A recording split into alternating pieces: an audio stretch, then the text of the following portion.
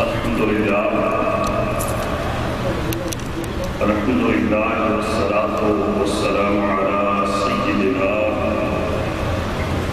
و مولانا و ملجانا و مولانا محمد صلی اللہ علیہ وسلم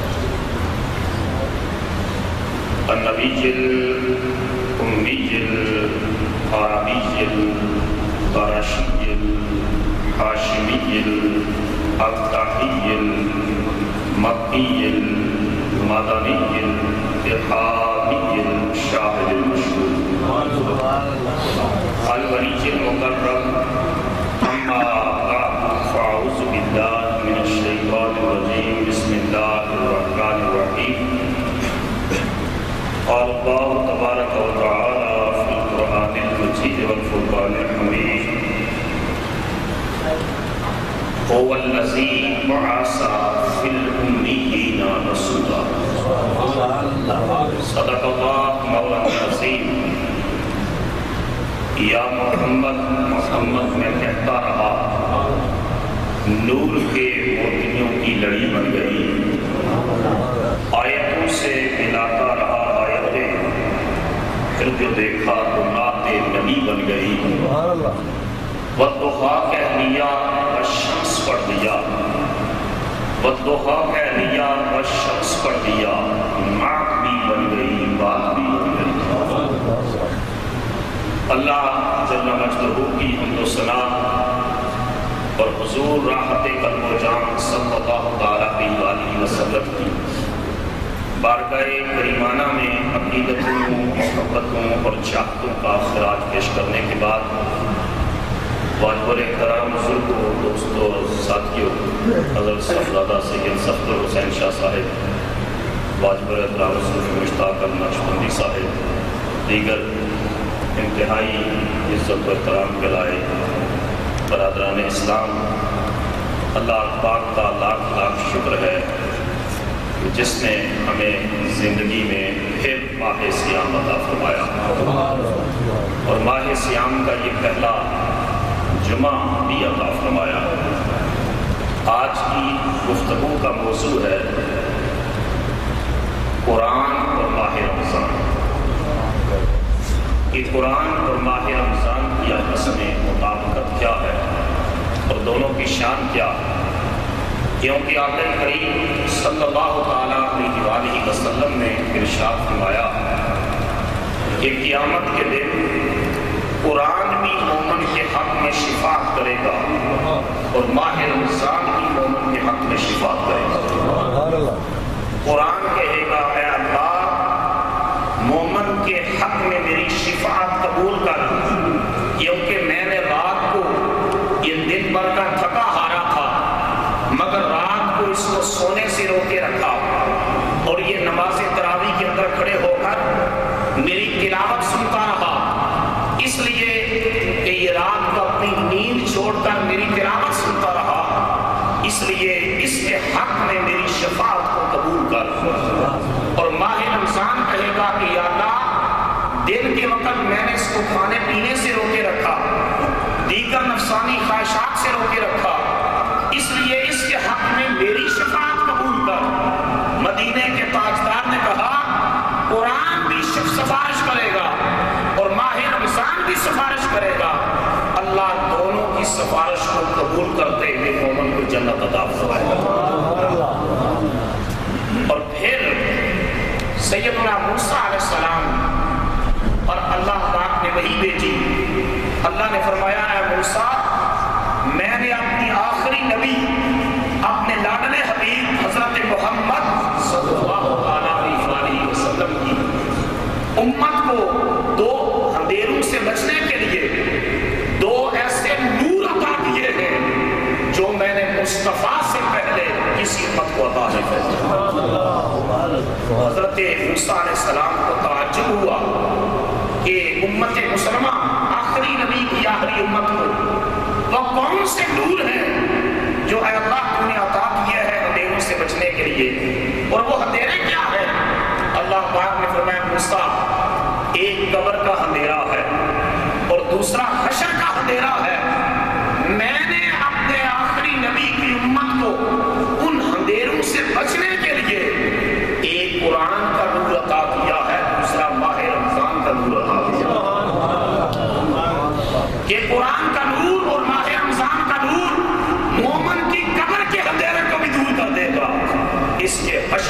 اندھیروں کو دور کر دیتا.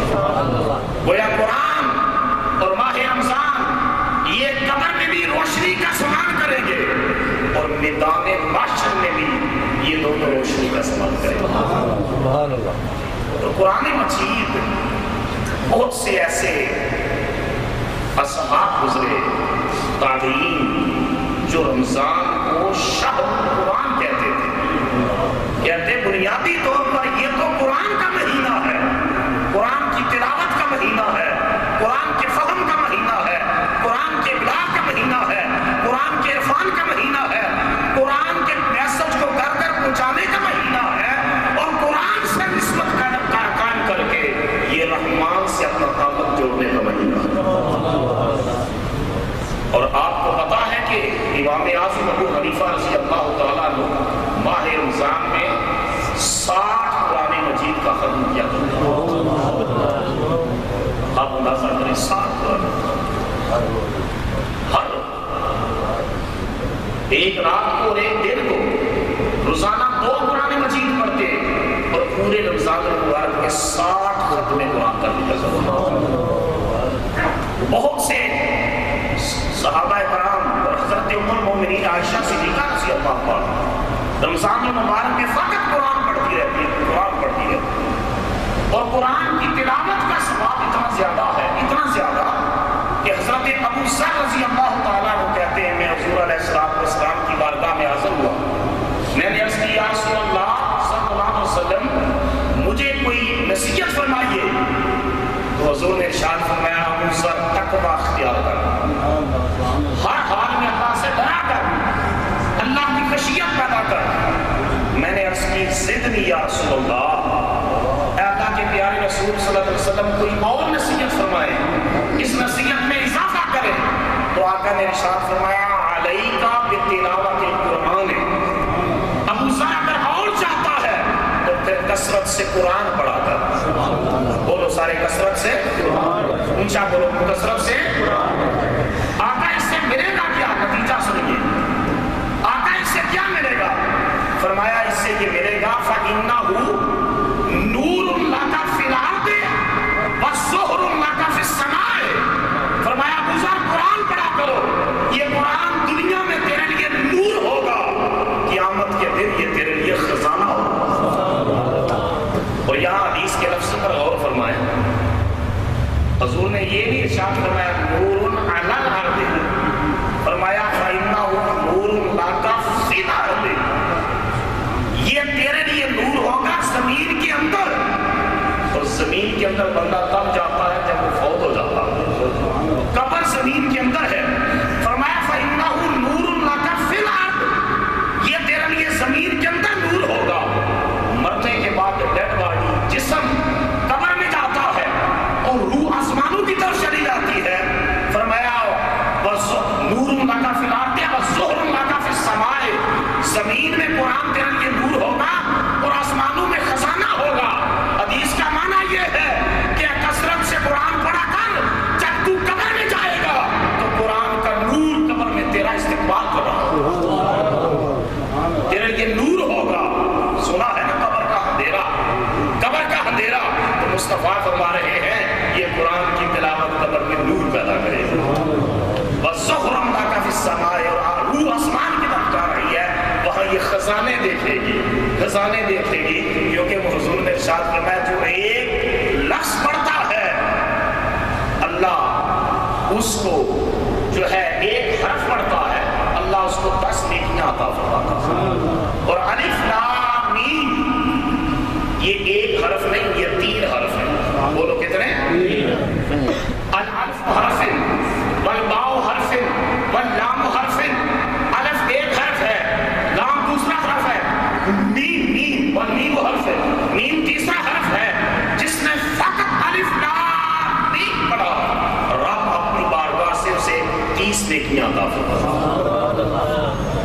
اور پھر حضرت ابو امامہ بعدی رضی اللہ تعالیٰ عنہ کرتے ہیں, اور اس کو امام مسلم نے اپنی صحیح مسلم کے اندر اس حدیث کو روایت کیا کہ حضور نے ارشاد فرمایا اقرأ القرآن, لوگوں قرآن پڑھا کرو. بولو کیا؟ بولو نا. ہمارا پڑھا لکھا طبقہ دنیا جہان کی کتابیں پڑھ لے گا. یہ میں نے کارل مارکس کو بھی پڑھ لیا ہے, میں نے لینن کو بھی پڑھ لیا ہے, اسٹالن کو بھی پڑھ لیا ہے, ماؤ سے تونگ کو بھی پڑھ لیا ہے, ہیگل کو بھی پڑھ لیا ہے, نیٹشے کو بھی پڑھ لیا ہے, فلاں فلاسفر کو بھی پڑھ لیا ہے, فلاں دنیا جہان کی کتابیں پڑھ لے گا, لیکن بدقسمتی ہے یہ قرآن نہیں پڑھے گا, قرآن سے محروم رہے گا. اور قرآن جو میں نے ابھی آیت کریمہ پڑھی, رب کائنات نے فرمایا کہ هو الذی بعث فی الامیین رسولا, جتنے ان پڑھ لوگوں میں, بالکل اجڑ لوگوں میں اپنے عظمتوں کا, شانوں کا, رفتوں کا مالک رسول بھیجا. اس ماحول میں بھیجا جہاں کوئی پرائمری اسکول بھی نہیں تھا, کوئی کالج بھی نہیں تھا, کوئی ایجوکیشنل انسٹیٹیوٹ نہ تھا, کوئی لائبریری نہ تھی, کوئی ٹیکسٹ بک نہ تھی. وہاں مصطفیٰ بھیجا اور ساتھ مصطفیٰ کو قرآن عطا فرمایا.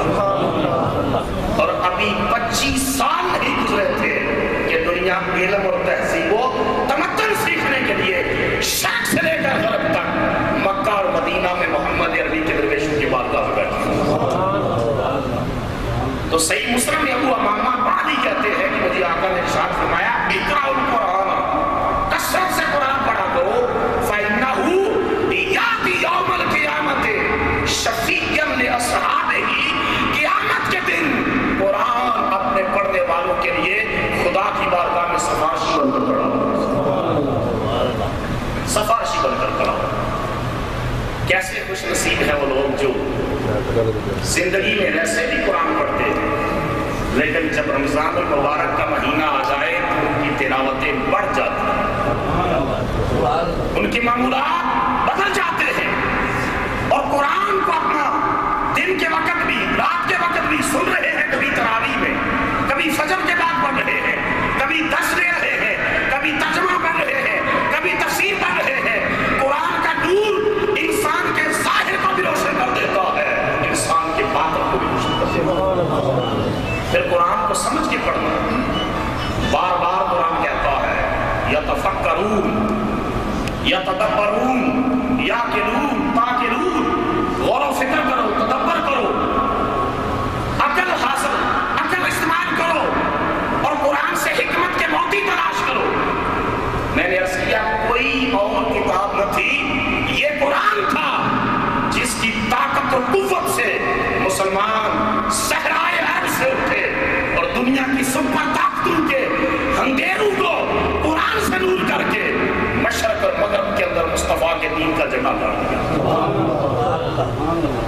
اور یہ صرف آخرت میں فائدہ نہیں دے گا, یہ دنیا میں بھی ہر بیماری کی کے لیے جو شفا ہے نا وہ اللہ کا قرآن ہے. شفا لما فی الصدور, سینوں کی بیماریوں کا بھی علاج, ذہنوں کی بیماریوں کا بھی علاج, جسم کی بیماریوں کا بھی علاج, ہر بیماری کا علاج رب کائنات نے اپنی مبارک کتاب قرآن کے اندر رکھا. ایک بزرگ گزرے ہیں حضرت سلطان المشائخ شہنشاہ چشت محبوب الہی, سلطان الاولیاء محبوب الاولیاء, حضرت نظام الدین اولیاء محبوب الہی, محبوب الہی. آپ نے اپنے ملفوظات میں ایک شخص کا حوالہ دیا ہے, امام ناصری. بولو امام, بولو, سارے واقعہ سنیں گے آپ کو ٹھنڈ پڑ جائے.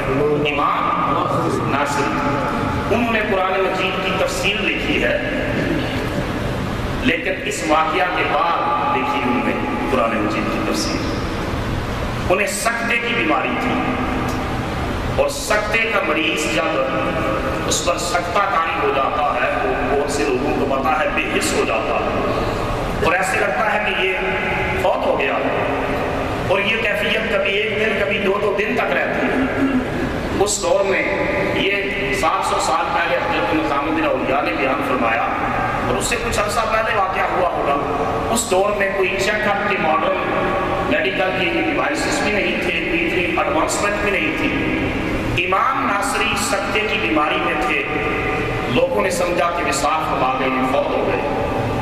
انہوں نے اٹھایا, غسل دیا, کفن پہنایا, اور جا کر جنازہ پڑھا, جنازہ پڑھ کے دفن کر دیا.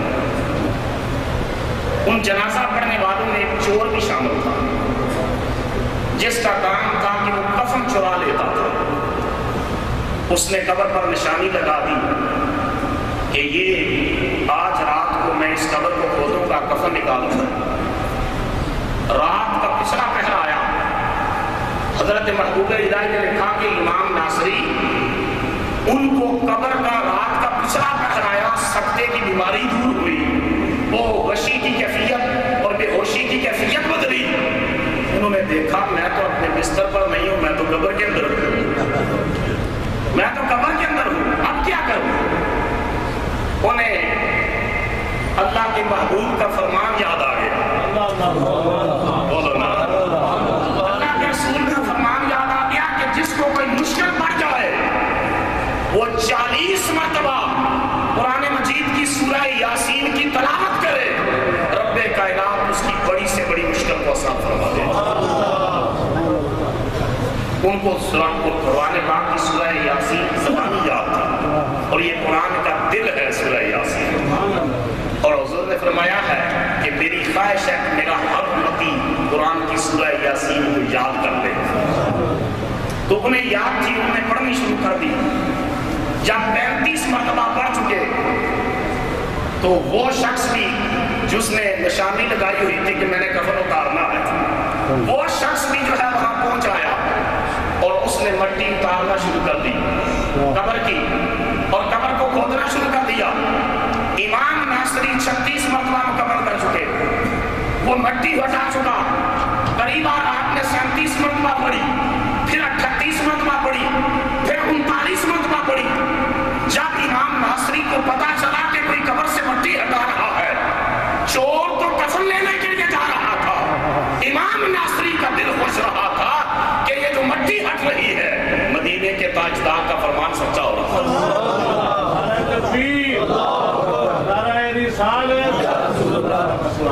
40 مرتبہ شروع کی، 40ویں مرتبہ ادھر کا اس کا ہاتھ کفن تک پہنچ چکا تھا، یہ کفن کھینچنے والا تھا، اور امام ناصری 40 مرتبہ اس کی تعداد پوری کر چکے تھے۔ یہ کفن کھینچنے لگا، وہ اٹھ کر بیٹھ گئے، وہ اٹھ کے جب اٹھے فوراً تو اس کیفیت سے یہ چور غش کھا کر گرا، اور وہ تو قبر سے باہر نکل آئے اور یہ مر گیا،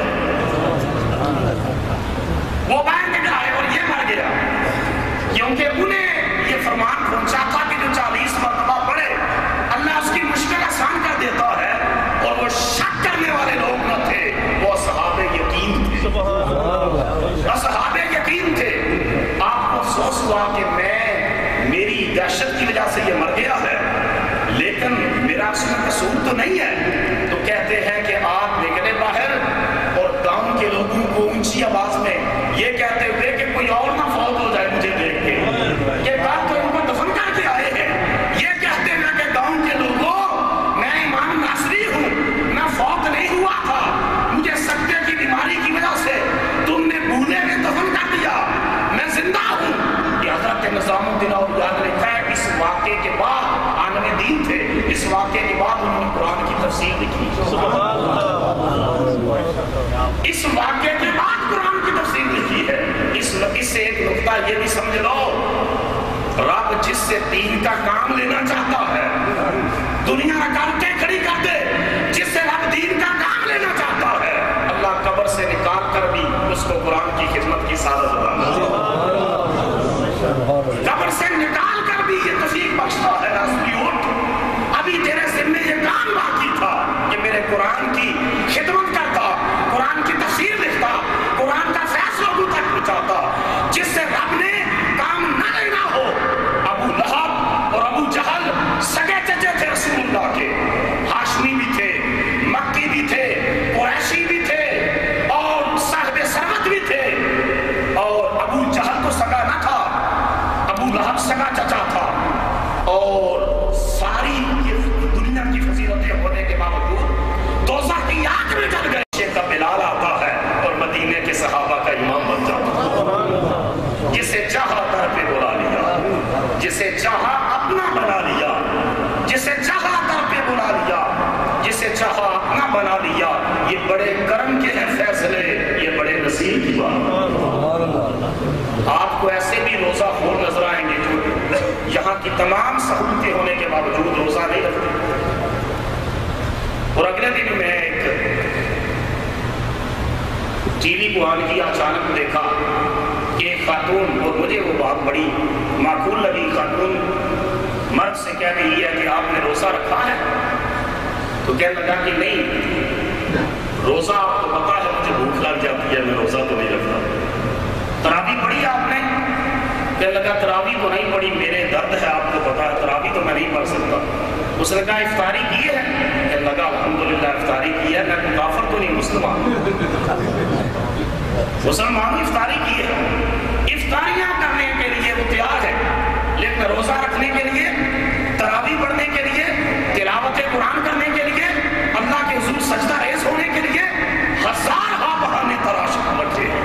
علامہ اقبال نے جواب شفا میں لکھا ہے کہ اللہ کی طرف سے یہ پیغام آتا ہے، اقبال تو اس امت کا رونا روتا ہے کہ یہ امت آج برباد ہو گئی، آج امت محروم ہو گئی، آج دنیا کی قیادت اس سے چھن گئی۔ جواب شکوہ میں اقبال کہتا ہے خدا سے پیغام آتا ہے، مجھ سے کب پیار ہاں نیند تمہیں پیاری ہے، مجھ سے کب پیار ہاں نیند تمہیں پیاری ہے، اور طبع نازک پہ کہتے رمضان بھی باری ہے۔ یہ نازک طبیعتیں، ویسے ان کو دیکھو تو ڈائٹنگ کا شوق چڑھا ہوا ہے۔ رب کائنات کی قسم اگر کوئی 30 روزے رکھ لے، میرا رب اس کی کیلریاں بھی سب جلا دیتا۔ صرف اس کو روحانی درجے ہی بلند نہیں کرتا، صرف باطن ہی پاک نہیں کرتا، صرف لعلکم تتقون کی صرف سے اس کو مزین ہی نہیں کرتا، اس کی چربی بھی جاتی ہے، کیلریز بھی جلتی ہے، اس کا فزیکل جو بیماریاں ہیں وہ بھی دور ہوتی ہیں۔ آج تو مومن، میں چند دن قبل یہ ایک تحقیق پڑھ رہا تھا، اور رمضان المبارک کے بعد نماز اور میڈیکل سائنس کے جو فوائد ہیں اس پر میں باقاعدہ ایک لیکچر دوں گا، لیکن میں سن رہا تھا کہ جن لوگوں کو ہارٹ کا پرابلم ہے، ڈاکٹر ہارٹ اسپیشلسٹ نے کہا کہ ان کو موقع نہیں ملتا کہ یہ جو خون ہے یہ دماغ سے دل کی طرف اور دل سے دماغ کی طرف اس کا جو ہے سرکولیشن ہو، اور ڈاکٹر نے تجویز کیا کہ تھوڑی دیر وہ الٹا ہوا کرے، سر نیچے کیا کرے تاکہ بلڈ کی سرکولیشن ہو۔ مجھے قرآن کی، اسلام کی، نماز کی فضیلت سامنے آ گئی۔ مسلمان 5 مرتبہ نماز پڑھ کے رب کے سامنے سر جھکاتا، میرا رب بلڈ کی سرکولیشن سے جو پکا نمازی ہے اس کو ہارٹ کی بیماریوں سے محفوظ کر دیتا۔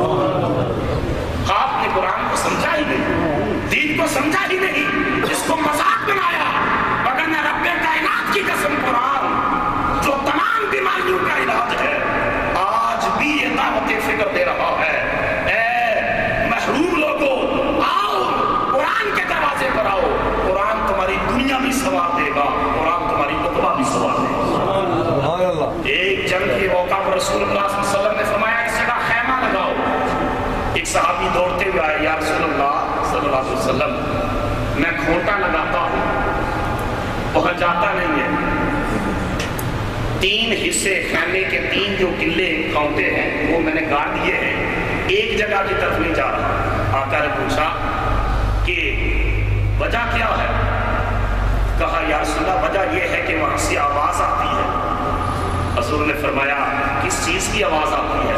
کہا آقا میں نے قریب جا کر سنا ہے تو قرآن کی تلاوت کی آواز آتی ہے، قرآن کی تلاوت کی آواز آتی ہے۔ فرمایا ہاں، پھر وہاں سے اٹھا لو، اس لیے کہ وہ صحابی سورہ ملک کی تلاوت کرنے والا، سورہ ملک کی تلاوت کرنے والا تھا۔ جو سورہ ملک کی تلاوت کرتا ہے، یہ قبر میں مفہوم یہ ہے، قبر میں اپنی تلاوت کرنے والے کو اس طرح اپنی آغوش میں لے لیتی ہے جس طرح مرغی اپنے بچوں کو اپنے پروں کے نیچے اپنی پناہ میں لے لیتی ہے۔ اور روزہ اور قرآن یہ دونوں لازم و ملزم، رات کو قرآن سننا اور دن کو روزہ رکھنا، یہ مومن کی شان کتنی بلند ہے۔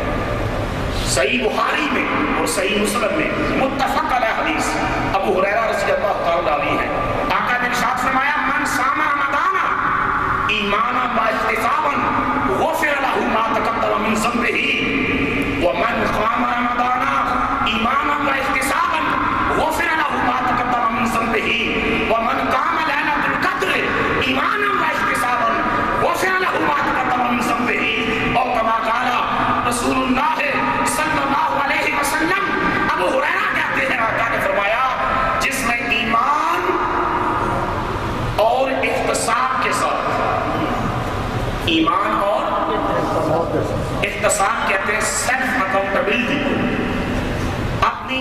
ذات کا اختصار، اللہ کے سامنے جواب دہی کا تصور.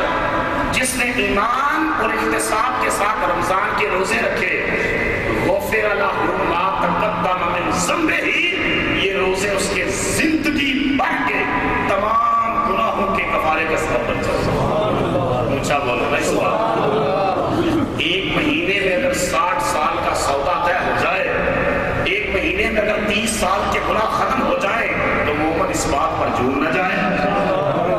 اور سورج کی روشنی سے زیادہ سچا ہے فرمان اللہ کے محبوب، سورج کی روشنی سے زیادہ، کہ جو ایمان اور احتساب کے ساتھ رمضان کے روزے رکھتا ہے، اس کے زندگی کے تمام گناہ معاف ہو جاتے ہیں. وَمَنْ قَامَ رَمَضَانَ ایمانا واحتسابا، اور آقا نے فرمایا جو ایمان اور احتساب کے ساتھ رات کو قیام کرتا ہے، یعنی نماز تراویح پڑھتا ہے، نفل پڑھتا ہے، تہجد پڑھتا ہے، اللہ کے حضور کھڑا ہوتا ہے، اللہ اس کی زندگی بھر کے گناہوں کو معاف کر دیتا ہے. وَمَنْ قَامَ لَيْلَةَ الْقَدْرِ ایمانا واحتسابا، اور جو ایمان اور احتساب کے ساتھ لیلۃ القدر کو جانتا ہے، رب کائنات اس کی زندگی کے سابقہ تمام گناہوں کو بخش دیتا ہے.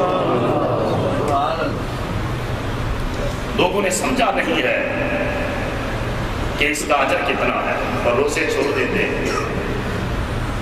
کاش انہیں پتہ چل جائے کہ دنیا کا کوئی بینک اتنا منافع نہیں دیتا جتنا میرا رب اس ماہ میں اپنے مومن بندے کو عبادت پر عطا فرماتا. اور وہ نفع تو انٹرسٹ بیس ہے، اور interest is prohibited according to Islam, Christianity and Judaism. Every divine religion has prohibited any kind of interest. اور اللہ نے نماز کے چھوڑنے والے کو بھی جنگ کا چیلنج نہیں دیا، شرابی کو جنگ کا چیلنج نہیں دیا. بہت بڑا گناہ ہے شراب کی، بدکاری بہت بڑا گناہ ہے، لیکن اللہ نے فرمایا جو سود لیتا ہے، اللہ اور اس کے رسول کی اس کے ساتھ اعلان جنگ اس کے ساتھ، جو سود کا کاروبار اتنا بڑا جرم. تو یہ دنیا کے نفع کے پیچھے مارے کرتے. کبھی دیکھا کہ دین کیا نفع دیتا ہے؟ صحیح مشکات شریف کی حدیث ہے، ابو ہریرہ ہی راوی ہے. حضور نے ارشاد فرمایا کل عمل ابن آدم یضاعف الحسنہ بعشر امثالها وقال اللہ الا الصوم الصوم لی وانا اجزی بہ وفی روایت انا اجزی بہ یدا شہوتہ وطعامہ من اجلی للصائم فرحتان فرحۃ عند فطرہ وفرحۃ عند لقاء ربہ ولا خلوف فم الصائم اطیب عند اللہ من ریح المسک والصیام جنۃ او کما قال رسول اللہ صلی اللہ علیہ وسلم. حضور نے ارشاد فرمایا کہ رمضان شریف کے مہینے میں مومن کے ہر عمل کا اجر، بولو ہر عمل کا، پیچھے تک آواز ہے، ہر عمل کا اجر بڑھا دیا جاتا ہے. کہاں تک؟ تو میں 10 گنا سے لے کر الا 700 گنا تک بڑھا دیا، 700 گنا تک. اب یہ منیمم 10% آپ کو نفع مل رہا ہے تلاوت کے اوپر، ذکر کے اوپر، صدقے کے اوپر، خیرات کے اوپر، افطار کرانے پر، غریب کی مدد کرنے پر، تلاوت کرنے پر، ہر نیکی پر منیمم جو نفع مل رہا ہے وہ 10% ہے. اور فرمایا یہ تو کم از کم ہے. اب جتنا جس کا خلوص زیادہ ہوگا اللہ اس کو بڑھا کر 700 گنا تک دے گا. اور حضور نے فرمایا قال اللہ الا الصوم، اللہ فرماتا ہے یہ روزے کا نہیں ہے سوائے روزے. بولو سوائے، یا اللہ یہ روزے کا نہیں ہے. اللہ فرماتا ہے حضور نے فرمایا سوائے روزے، یہ روزے کا اجر نہیں ہے. تو پھر روزے کا اجر کیا ہے؟ باقی عبادتوں کا اجر 10 سے لے کر جو ہے وہ 700 گنا تک. تو روزے کا اجر کیا ہے؟ حضور نے ارشاد فرمایا اللہ فرماتا ہے کہ روزے کا اجر نہیں. یا اللہ کیوں نہیں؟ اللہ فرماتا ہے کہ روزے کا اجر لکھنے کا وقت آئے، فرشتوں اپنے قلم روک لو، کیونکہ تمہارے کاغذ اور قلم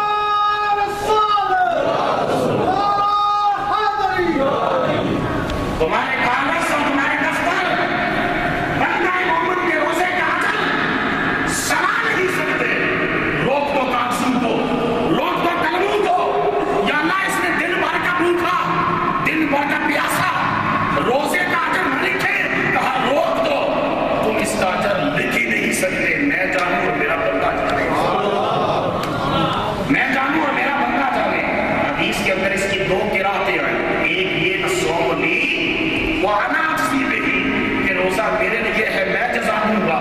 اور اس کی ایک قرات یہ آئی الصوم لی وانا اجزا بہ، روزہ میرے لیے ہے، اس کی ثواب نہ لکھو یا نہ کیوں، فرمایا کہ میرے لیے ہے اور میں رب خود روزے کی جزا۔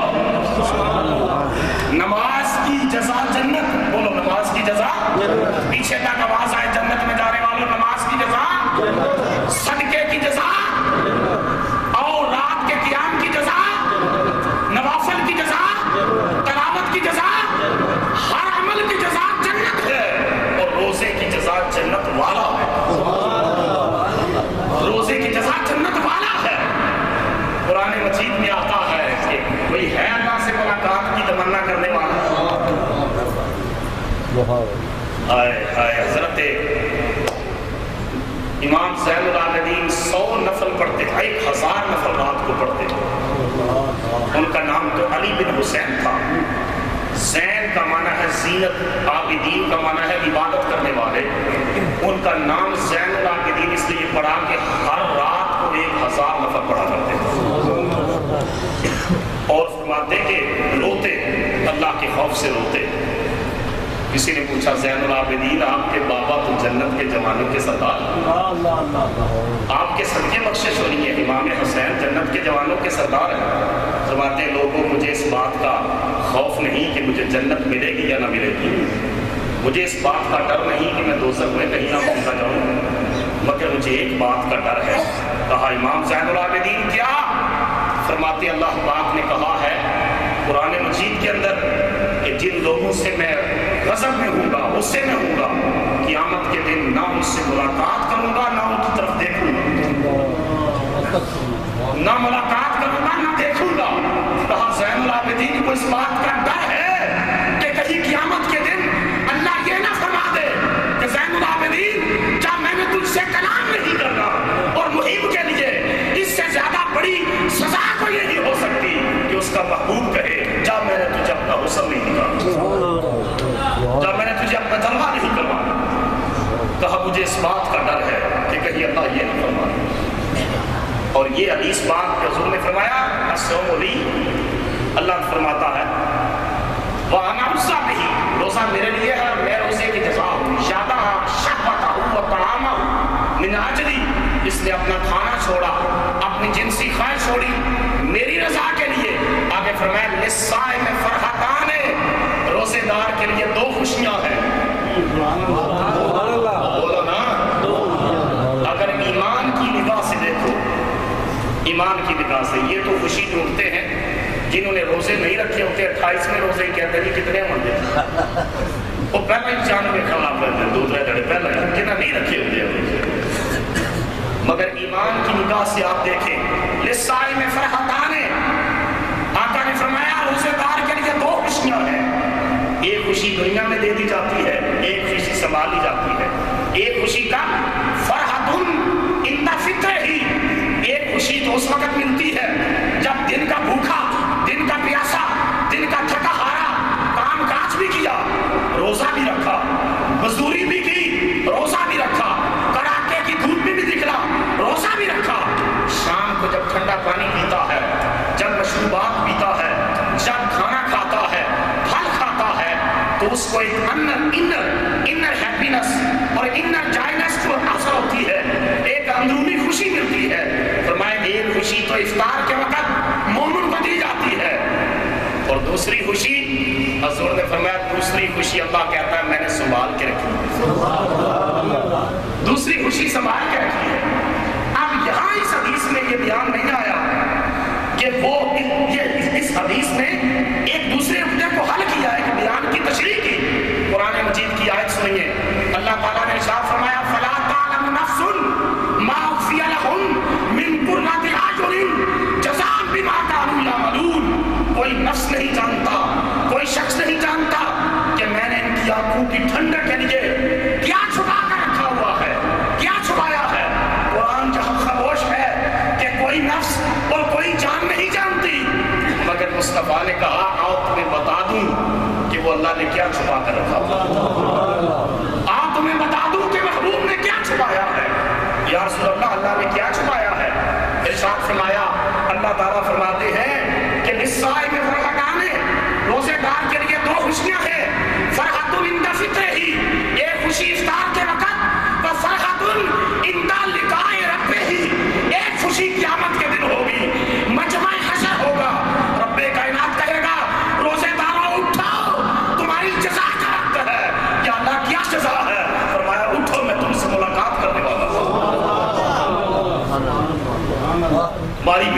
ملاقات کا وقت آ گیا، ملاقات کا وقت آ گیا۔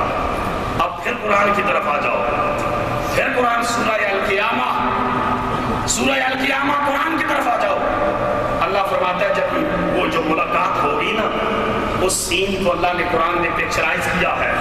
فرمایا وجوہ، سورہ القیامہ کے اندر فرمایا وجوہ یومئذ ناظرۃ الی ربہا ناظرہ، اس دن کچھ چہرے چمک رہے ہوں گے اس بات پر، چہرے ناظرۃ، قرآن کہتا ہے بارونق ہوں گے، وہ چہرے نور والے ہوں گے، وہ چہرے چمک رہے ہوں گے۔ وجوہ یومئذ ناظرۃ، چہرے بارونق ہوں گے، چمک رہے ہوں گے، نور کا حالہ ہوگا چہروں پر۔ اور اس کی وجہ کیا ہوگی؟ قرآن کہتا ہے وجہ یہ ہوگی الی ربہا ناظرہ، وجہ یہ ہوگی وہ اپنے مولا کا دیدار کر رہے ہوں گے، وہ خدا کا حسن دیکھ رہے ہوں گے، وہ جمال ربوبیت کے نظارے کر رہے ہوں گے۔ جس حسن طابع کو دیکھنے کے لیے کوہ طور پر موسیٰ کی نگاہ تڑپتی رہی، مجمع حشر میں حساب و کتاب کے بعد اللہ فرمائے گا روزے داروں کو جمع کرو، یا اللہ معاملہ کیا ہے؟ فرمایا میں اپنے جمال مطلق سے پردہ اٹھانے والا ہوں،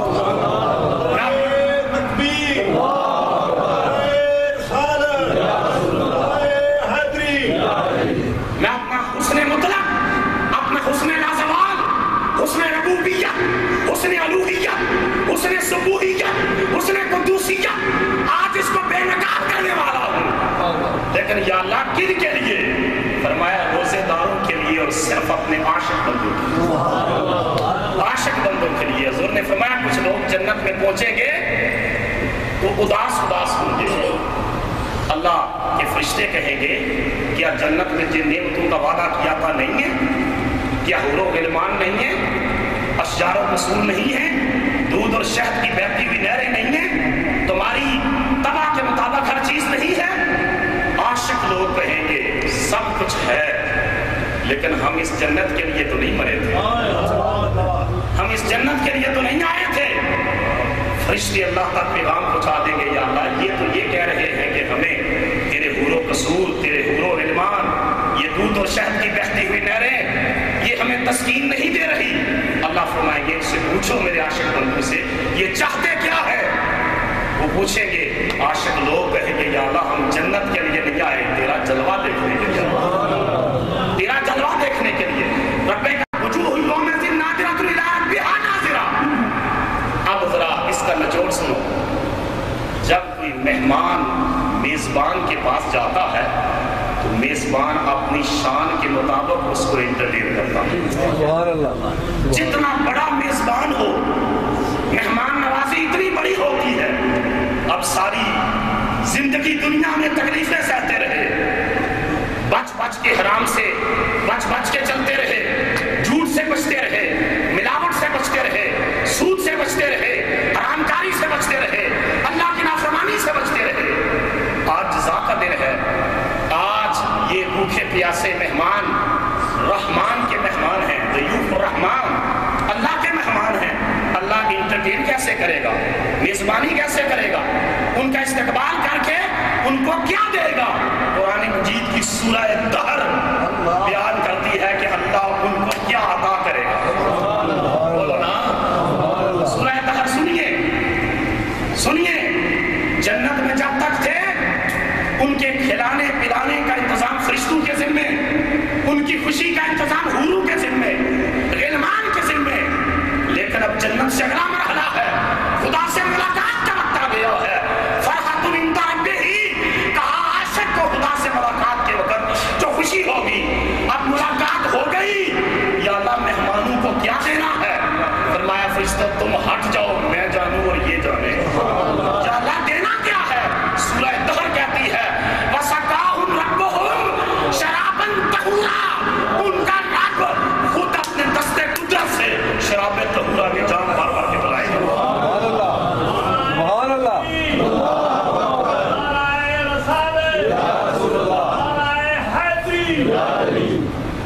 وَسَقَاهُمْ رَبُّهُمْ، ان کا رب پلائے گا۔ وَسَقَاهُمْ رَبُّهُمْ، کوئی ترجمہ جا کے کھول کے دیکھ لو گے مجھ پر اعتبار نہ آئے۔ وہی ترجمہ دیکھ لو، ان کا رب پلائے گا. کیا پلائے گا؟ پیپسی نہیں پلائے گا، دنیا کا کوئی سوڈا نہیں پلائے گا. وَسَقَاهُمْ رَبُّهُمْ شَرَابًا طَهُورًا، ان کا رب شراب طہورا کے جام بھر بھر کے پلائے گا اور اپنے دستے قدرت سے پلائے گا، دستے قدرت سے پلائے گا. پھر سورہ الحاقہ کے اندر فرمایا، اللہ کہے گا کُلُوا وَاشْرَبُوا ہَنِیًّا بِمَا أَسْرَفْتُمْ فِی الْأَیَّامِ الْخَالِیَةِ. میرے عاشق بندو، میرے روزہ دار بندو، میرے راتوں کو قیام کرنے والے بندو، میرے عشق اور محبت میں تڑپنے والے بندو، میری یاد میں آنسو بہانے والے بندو، راتوں کو اپنے پہلو بستروں سے گزارنے والے بندو، کُلُوا وَاشْرَبُوا، اب کھاؤ پیو، کُلُوا وَاشْرَبُوا، کھاؤ پیو. دنیا میں بھوکے رہے، پیاسے رہے، کہ مولا کا حکم ہے نہیں کھانا، مولا کا حکم ہے نہیں پینا. کُلُوا، کھاؤ، وَاشْرَبُوا، پیو، ہَنِیًّا بِمَا أَسْرَفْتُمْ فِی الْأَیَّامِ الْخَالِیَةِ. یہ بدلہ ہے ان دنوں کا جب تم میری خاطر نہیں کھاتے تھے، جب تم میری خاطر نہیں پیتے تھے. یہ بدلہ ہے ان دنوں کا جب میری خاطر کھانا بھی چھوڑا تھا، پینا بھی چھوڑا تھا. امام غزالی نے حضرت بقی سے اس آیت کی تفسیر نقل کی ہے. امام غزالی نے کہ ایام الخالیہ سے مراد قرآن کے لفظ ایام الخالیہ سے مراد ایام الصوم ایام ہے کہ اللہ روزے داروں کو یہ بدلہ دے گا اور کہے گا آؤ آپ پیو مگر تمہارا رب تمہیں پلانا. کیا بات ہے اللہ کی اور اس کے محبوب کی. میں بات کو ختم کرتا ہوں. ایک صحابی یہ پینے پلانے کا، یہ دنیا کی پلید چیزیں پینے پلانے والے اس پر اتراتے ہیں. کاش انہیں پتہ چل جائے حضور علیہ السلام نے وضو فرمایا، پانی بچ گیا تو مستعمل تھا، یوزڈ واٹر، ایک صحابی کو دیا، جاؤ گلی میں پھینکاؤ. اور فقہاء نے لکھا ہے کہ مستعمل پانی سے وضو مکروہ ہے. وہ صحابی گلی میں گیا، وہ توحید والا بھی تھا مگر اس کے سینے میں عشق بھی تھا. اس نے کہا حضور کے جسم سے مس ہونے والا پانی ہے، حضور کے جسم مبارک سے مس ہونے والے پانی ہے، اور اس کو میں زمین پر ڈیل دوں؟ کہا نہیں، زمین پر نہیں ڈیلوں گا. مصطفیٰ کا مستعمل پانی اس نے پی لیا. ایک حدیث میں آتا ہے حضور نے پچھنے لگوائے، خون مبارک نکلا. ایک خاتون کو دیا، یہ خون باہر پھینکا. اس خاتون نے وہ خون پی لیا، وہ خون پی لیا. آقا کی بارگاہ میں آئی، حضور نے فرمایا بار پھینکا ہی ہو؟ کہا یا رسول اللہ دل نہیں مانا مصطفیٰ کا خون زمین پر پھینکا، میں نے پی لیا ہے. حضور نے فرمایا میں محمد گارنٹی دیتا ہوں مرنے تک تجھے کوئی بیماری نہیں لگے گی، مرنے تک تجھے کوئی بیماری نہیں لگے گی کہ جس کے خون میں مصطفیٰ کا خون شامل ہو، حضور کا خون شامل ہو جائے. اس خون کی غیرت کا عالم کیا ہو. عاشقوں کے لیے، عارفوں کے لیے، محبین کے لیے، اللہ کے جلوے کی تمنا کرنے والوں کے لیے بڑی خوشخبری ہے، بڑی خوشخبری. اللہ رب العزت مجھے اور آپ سب کو صحیح معنوں میں رمضان المبارک کے روزے رکھنے، راتوں کو قیام کرنے کی توفیق عطا فرمائے. آگے ہو جائے اس سے پہلے تو